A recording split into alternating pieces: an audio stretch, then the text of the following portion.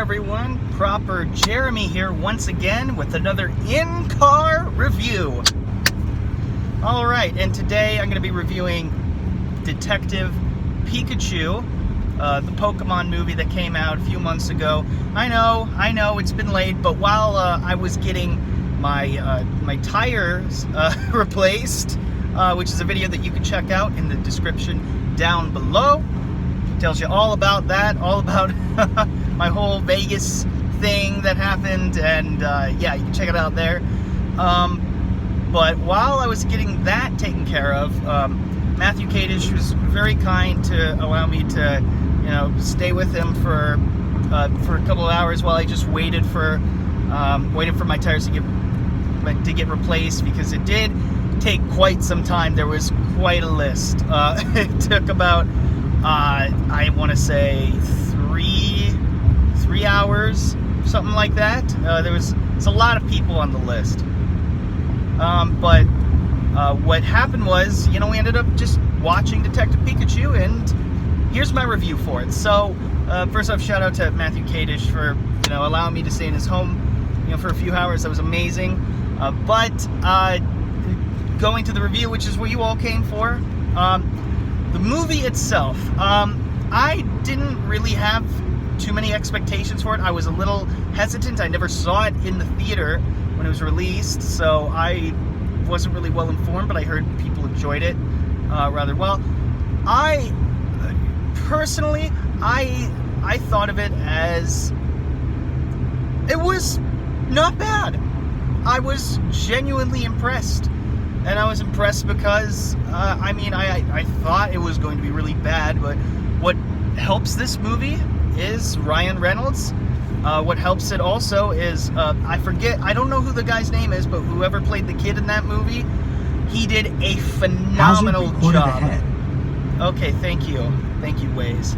Yeah, and Hazard, which is nothing. Probably just a vehicle on the side of the road. Oh no. Just in case we're driving in that non-existent lane. Great. Anyways, so I think the cast and the story and, the aesthetics, I can forgive the CGI. I always say about movies, story over aesthetics. So if a movie has a good story, I can forgive a lot of the aesthetics. I can forgive the special effects, because they did look a little spotty. In the first opening shots, you had the sparrows flying, which was, I think they're called sparrow, whatever their name is. The Pidgeys, I think. But anyways, when they're flying at the beginning, I thought, like, oh, this doesn't look good. It even look like a real world? They look terribly blended.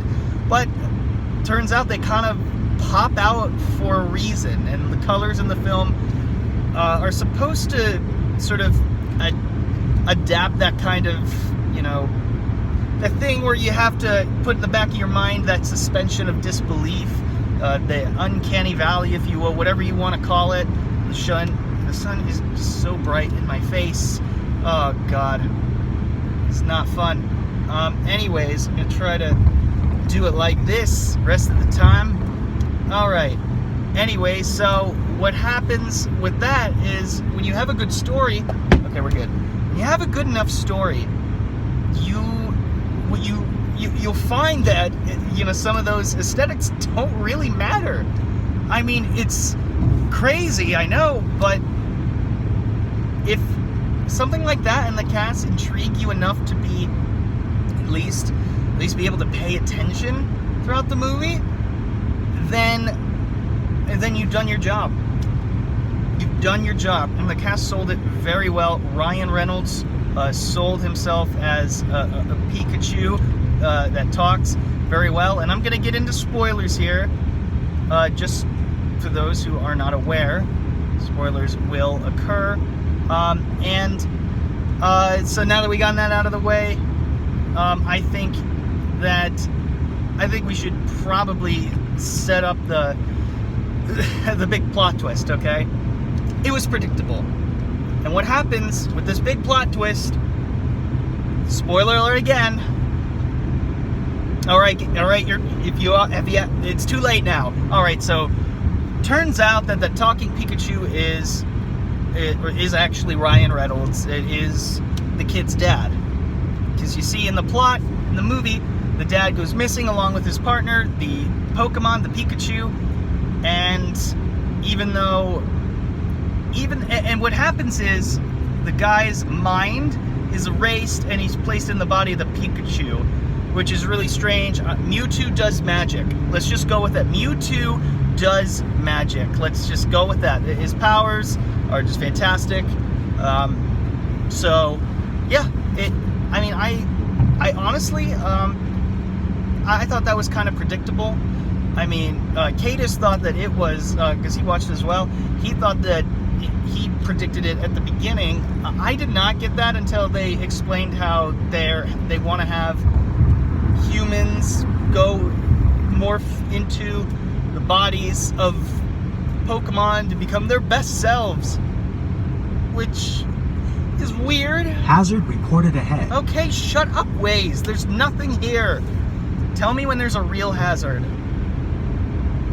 My goodness.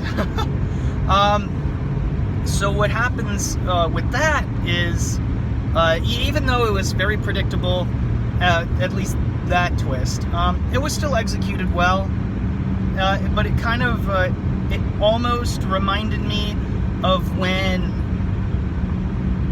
I guess when they did flashbacks, they did shots of the father, but I guess it wasn't the father, because the father was, he was black, and, the kid, I guess is, first glance, like, all right, he's black, I guess, but that's not something you really think about until you have to think about it. And I think what they did was they pulled something from Spider-Man Homecoming. Spoiler alert, by the way, for that movie as well. If you haven't seen that, another reason, yeah, just get off here. Probably should have seen it by now. It's been a couple of years. But in Spider-Man Homecoming, Michael Keaton's character comes out as Peter Parker's his love interest. No, hold on. Scratch that. His love interest's father. And his love interest is a black woman. And, that's something, I guess, that people didn't expect.